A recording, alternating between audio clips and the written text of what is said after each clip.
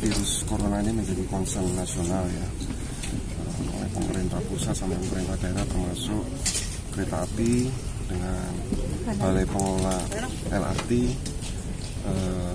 melaksanakan kegiatan ini. Yang sebelumnya di stasiun kita sudah jelaskan bagaimana kita mengantisipasi penularan virus corona ini, mulai dari penyediaan cuci tangan, hand sanitizer, termasuk pengukuran deteksi suhu dan pembagian masker.